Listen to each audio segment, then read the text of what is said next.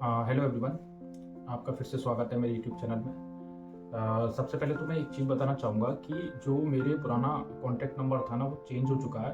किसी वजह से मैं उसको लॉस कर गया, उसका खो गया वो मेरे से। तो मैं आपको सबको बताना चाहूँगा कि जिसका मेरे पास फ़ाइल है या जो फ़ाइल देना चाहता है, आप मेरे को इस नंबर पे व्हाट्सअप करिए, ठीक है। ये मेरा इंडियन नंबर है नया। आप इस पर मेरे को कॉल्स कर सकते हैं या व्हाट्सअप कर सकते हैं, और ये मेरी ईमेल आईडी है, ठीक है। तो टेंशन लेने की ज़रूरत नहीं है। जिसकी मेरे पास फाइल है, guys don't worry, you just call me on this number और text me on my email and all, okay. तो आज हम बात करते हैं कि पोलैंड स्कैम की। ये पोलैंड जो है, इसमें एक स्कैम होता है। स्कैम कैसा? स्कैम ऐसा कि जो एक कागज का टुकड़ा होता है, वो हजारों लाखों तक का बेच दिया जाता है कैंडिडेट्स को ऑनलाइन। जैसे कि आपने लोगों ने देखा होगा कि Poland seasonal work permit $700, Poland 1 year work permit €1200, like this thing. बहुत ये कॉमन सी चीज़ है, हर जगह फेसबुक वगैरह पे आप देख लेंगे। तो मैं आपको एक चीज़ बताना चाहता हूँ कि ये मैं आपको समझाऊंगा ये सब होता कैसे है और ये क्या बिजनेस है। ये बहुत मतलब बूम पर है, हर किसी के हाथ में, जैसे नया एजेंट जो बनता है ना, नया एजेंट वो पोलैंड से शुरुआत करता है। क्यों? रीज़न यही है, इजीली अवेलेबल है। इजीली अवेलेबल, उसको खुद नहीं पता कि रिजेक्शन आना है इन वर्क परमिट्स में, और वो फिर भी क्लाइंट का पैसा एक दांव पे लगा देता है। और जब क्लाइंट को रिजेक्ट हो जाता है तो क्या कहते हैं, प्रॉब्लम आती है। ऐसी बात है। तो सबसे पहले तो आपको मैं ना वर्क परमिट दिखाता हूँ पोलैंड का। वो वर्क परमिट आप देखिए अपनी स्क्रीन पर। ये देखिए accommodation letter,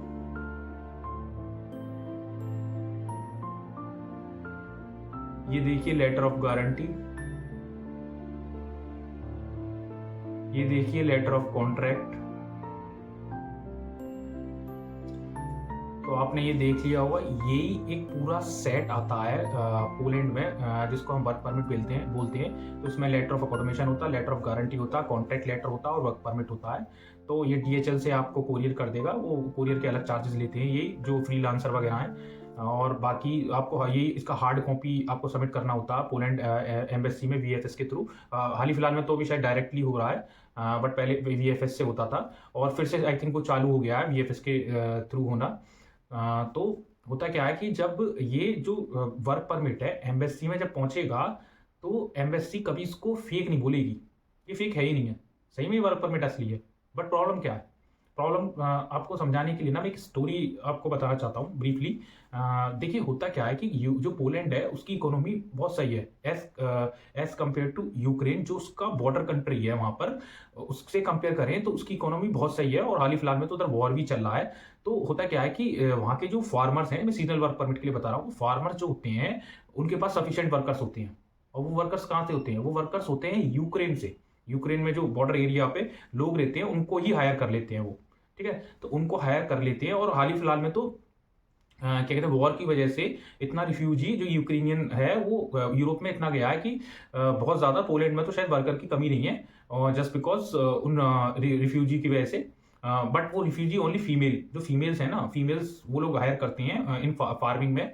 females because in Ukraine में वॉर चल रहा है, तो अंडर 60 जो मैन है वो बॉर्डर क्रॉस नहीं कर सकते हैं अकॉर्डिंग टू मार्शल लॉ। वहाँ पे मार्शल लॉ लगा है, तो इसलिए ओनली फीमेल्स बॉर्डर क्रॉस कर सकती है। और बहुत सारा रिफ्यूजी जो यूक्रेनियन है वो बहुत काम कर रहा है पोलैंड में। तो होता यह है कि जो वहां पर फार्मर है, तो फार्मर क्या करता है, एक तरफ वो खेती कर रहा है और उसके पास सफिशिएंट वर्कर हैं, और एक तरफ उसका एक साइड बिजनेस है। वो साइड बिजनेस क्या? यही यही कागज के टुकड़े डॉलर्स में और यूरो में बेचना। कैसे?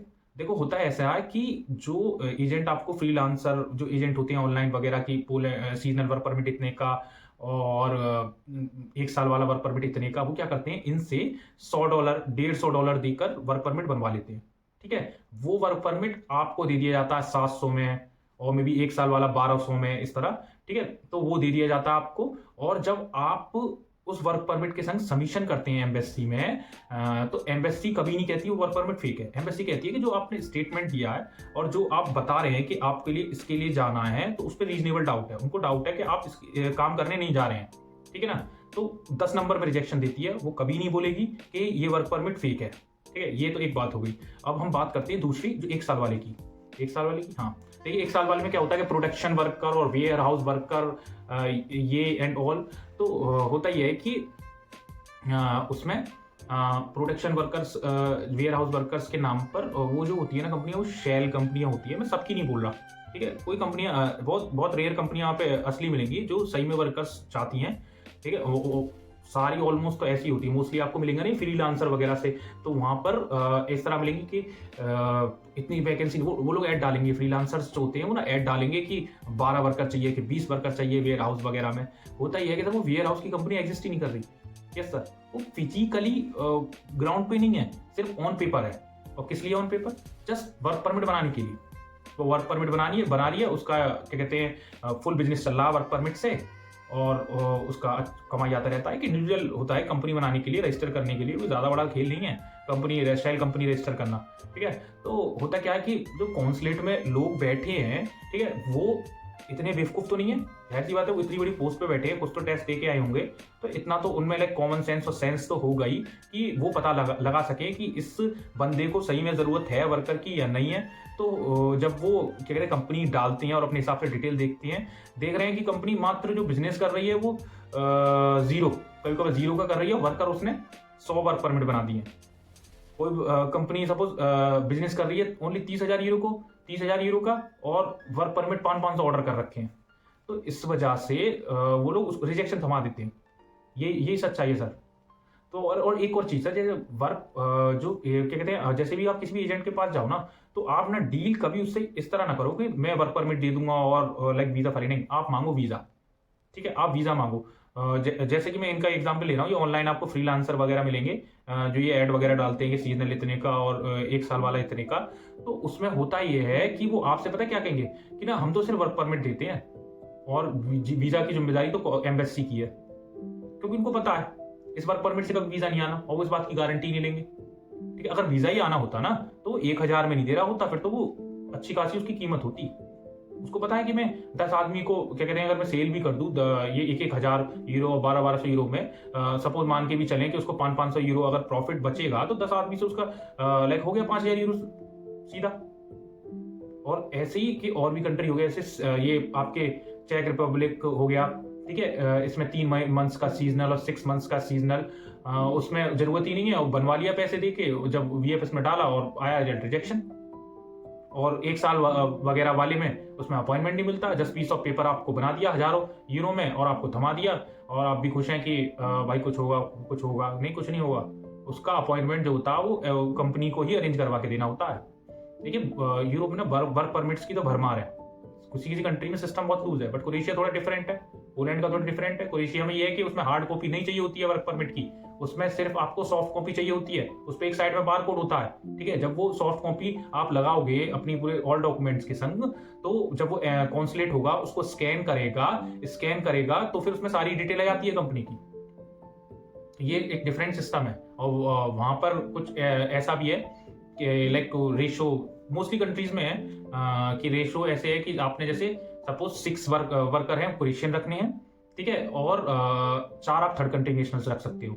इस तरह, मतलब मैं एक एग्जांपल दे रहा हूँ, एग्जैक्ट तो मेरे को नहीं पता कैसे होता है, मतलब एक तरह का रेशो होता है, इसको हम लेबर मार्केट टेस्ट बोलते हैं। मैंने आपको अपनी पहली वीडियो में भी बताया होगा, उसमें सारा एक्सप्लेन किया है क्रोएशिया के बारे में कि कैसे एम्प्लॉयर वर्क परमिट डालता है एंड ऑल, काफी रिसर्च एनालिसिस करके, और जो मेरे पार्टनर्स हैं उनसे पूछ के इन्फॉर्मेशन लेके।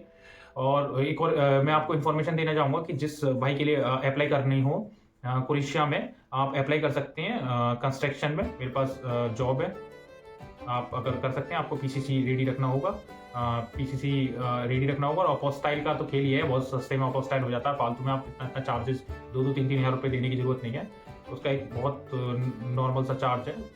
ठीक है सर, अगर आपको ये इन्फॉर्मेशन बहुत अच्छा लगा हो, प्लीज़ सर आप ना मेरे चैनल को सब्सक्राइब करिए। मैं इतना बढ़िया इन्फॉर्मेशन दूंगा कि आप मतलब आपके साथ जो स्कैम वगैरह होता है ना, आप उससे बच जाएंगे, ठीक है? मैं सारा डीप नॉलेज देने की कोशिश करता हूँ, फालतू का कोई रैंडम ज्ञान नहीं झाड़ता, पूरा रिसर्च एनालिसिस करके आता हूँ, अपना पूरा होमवर्क करके आता हूँ। आप हो सकता है इस शो को बोल सकते हैं इमिग्रेशन का DNA, ये मैं इमिग्रेशन का DNA आप शो को आप बोल सकते हैं। मैं कोशिश करता हूँ कि बाल की खाल निकाल दूँ, जितना हो सकता है डीप नॉलेज दे दूँ। तो जैसे कि मैंने आज आपको पोलैंड का समझाया कि कैसे स्कैम होता है, तो अगर आपको वीडियो अच्छा लगा हो तो प्लीज़ लाइक करिए और शेयर करिए, अपने दोस्तों को भी शेयर करिए ताकि वो इस स्कैम से बच सकें। बहुत-बहुत शुक्रिया आपका। नमस्कार।